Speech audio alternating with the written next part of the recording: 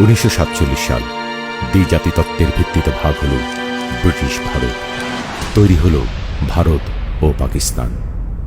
কিন্তু পাকিস্তান দুটি খণ্ডে বিভক্ত, পশ্চিম পাকিস্তান আর পূর্ব পাকিস্তান। বহু জাতিসত্তা নিয়ে গড়া পাকিস্তানের মাত্র 6% মানুষের মুখের ভাষা ছিল উর্দু, আর 54% মানুষের মাতৃভাষা বাংলা।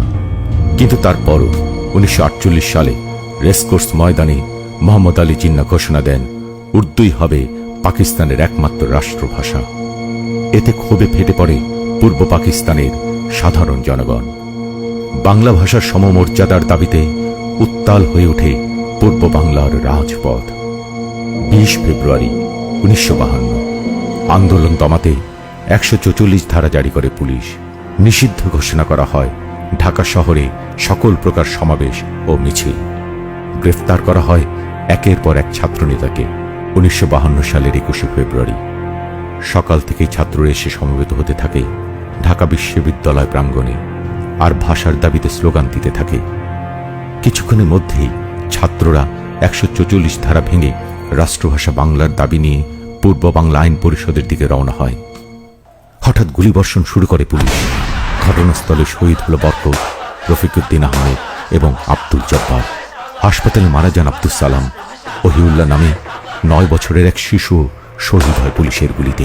পুলিশের সাথে ছাত্রদের সংঘর্ষ চলতে থাকে। অন্যদিকে ছাত্রদের মিছিল গুলিবর্ষণের ঘটনা ঢাকায় ছড়িয়ে পড়লে হাজার হাজার সাধারণ জনতা ঢাকা মেডিকেলের সামনে জড়ো হতে থাকে। টলে উঠে পাকিস্তানের কেন্দ্রীয় সরকার। জনরোষ গণ আন্দোলনের মুখে 1956 সালে সংবিধানে বাংলা ভাষাকে পাকিস্তানের অন্যতম রাষ্ট্রভাষার স্বীকৃতি দিতে বাধ্য হয় তারা। পৃথিবীর একমাত্র আমরাই জীবন দিয়েছি মাতৃভাষার দাবিতে। আর তাই ভাষা আন্দোলন আর মানুষের ভাষার প্রতি সম্মান জানিয়ে 2000 সালে ইউনেস্কো 21 ফেব্রুয়ারিকে আন্তর্জাতিক মাতৃভাষা দিবস হিসেবে ঘোষণা করে।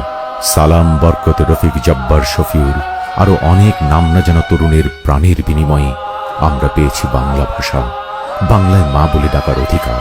সেই সব ভাষা শহীদদের প্রতি রইল আমাদের বিনম্র শ্রদ্ধা।